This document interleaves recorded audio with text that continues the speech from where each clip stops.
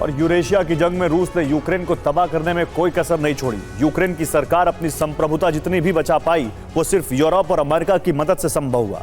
लेकिन ऐसा नहीं है कि रूस के मुकाबले यूक्रेन हमेशा कमजोर रहा, बल्कि यूक्रेन के रणनीतिक फैसले भी रूस पर भारी पड़े, खासतौर पर उस समुद्री मोर्चे पर जहां रूस ने यूक्रेन को समुद्री सीमा से काटने की पूरी कोशिश की। अब कैसे बढ़ाया यूक्रेन ने रूस का यह संकट, आपको इस रिपोर्ट में दिखाते हैं। यूक्रेन दहन में रूस ने कोई भी कसर नहीं छोड़ी।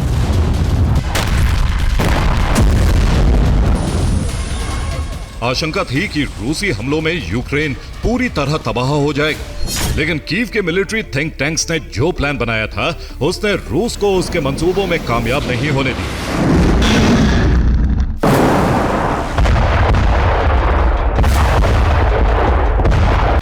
हालांकि इस प्लान में कामयाबी का काफी हद तक श्रेय यूरोप और अमेरिका को जाता है।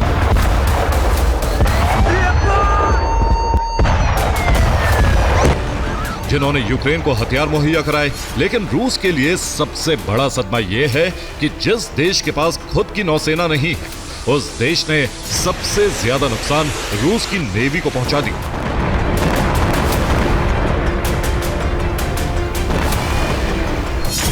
यूक्रेन का अभियान, रूसी नेवी को नुकसान। क्रीमिया पर यूक्रेन के हमलों का मकसद सिर्फ 2014 में छिन चुके अपने राज्य को हासिल करना नहीं, बल्कि यूक्रेन का मकसद है अपने उन पोर्ट्स को हासिल करना जहां रूस ने अपनी नेवी तैनात कर दी।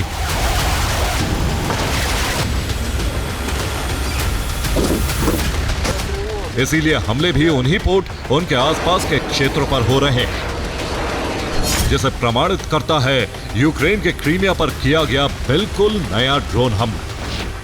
यह हमला रूस के नए रडार सिस्टम वाल्दे पर हुआ, जिसे नष्ट कर दिया गया। यह महंगा रडार सिस्टम रूस ने क्रीमिया के जानकोई हवाई क्षेत्र में छिपाया था, लेकिन यूक्रेन की खुफिया यूनिट ने इसका पता लगाकर लोकेशन शेयर कर दी, जिसके बाद यूक्रेनी सेना ने नेवी विहीन क्रीमिया कार्यक्रम के तहत वाल्दे रडार को नष्ट कर दिया।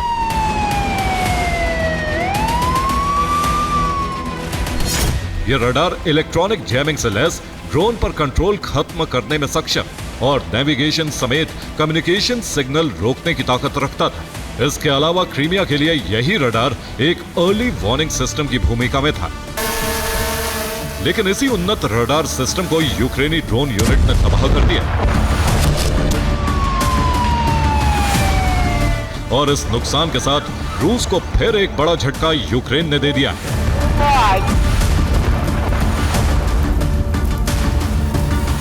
अब सवाल यह है कि यूक्रेन का फोकस क्रीमिया पर ही क्यों है? इसका जवाब है रूस की कार्रवाई। दरअसल रूस ने यूक्रेन पर हमले के साथ एक अभियान शुरू किया था, जिसमें यूक्रेन का काला सागर से संपर्क खत्म करना उद्देश्य था। रूस इसमें काफी हद तक कामयाब भी रहा। क्रीमिया के अलावा दक्षिण पूर्वी यूक्रेन के क्षेत्रों पर कब्जा हासिल कर यूक्रेन को जमीनी सीमा पर सीमित कर दिया। यही नहीं, दक्षिणी यूक्रेन के पोर्ट क्षेत्र को भी रूस ने अपने कब्जे में ले लिया, जिससे यूक्रेन के पास समुद्र से संपर्क और बंदरगाह वाला वही हिस्सा रह गया जो यूरोपीय देशों से लगा है।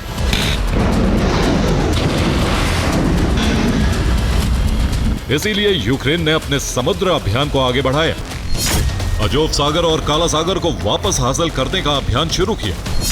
समुद्री क्षेत्र में रूस के उन बुनियादी ढांचों पर हमला किया जिसमें रूस ने निवेश किया था, और इन्हीं टारगेट्स के पृष्ठभूमि के पीछे यूक्रेन ने क्रीमिया वापसी का अभियान शुरू किया। इसमें ज्यादा हैरान करने वाली बात यह है कि यूक्रेन ने इन पोर्ट क्षेत्रों को हासिल करने के लिए जो रास्ता अपनाया वो कई देशों के लिए मॉडल बन गया।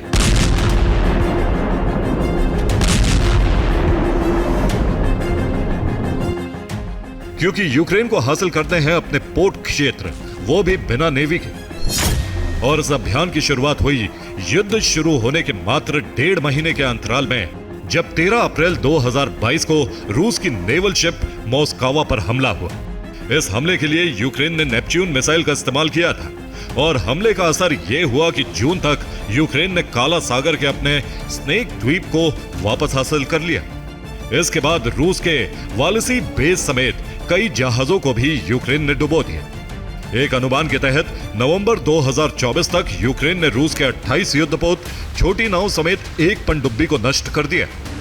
हालांकि यूक्रेन अब भी आज़ोव और काला सागर पर अपना अधिकार हासिल नहीं कर सका है, लेकिन अपनी रणनीति में यूक्रेन काफी हद तक कामयाब रहा है।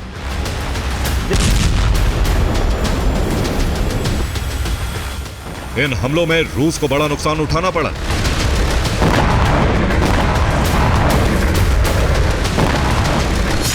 जिसका असर यह है कि समुद्री मोर्चे पर लगातार रूस की पकड़ ढीली पड़ती गई। खास तौर पर क्रीमिया के मंच पर रूस की स्थिति पहले जैसी मजबूत नहीं रही। यूक्रेन ने मिसाइल और ड्रोन से क्रीमिया के नेवल बेस को भारी नुकसान पहुंचाया और अब आजोव और काला सागर क्षेत्र के कई पोर्ट बचाना रूस के लिए मुश्किल हो गया है। इनमें रूस के लिए सबसे ज्यादा संकट ओडेसा से लेकर क्रीमिया तक बढ़ा है, जहां यूक्रेन की हलचल लगातार बढ़ी है, जबकि आजोव क्षेत्र में भी मुश्किल अब बढ़ने के आसार बढ़ गए।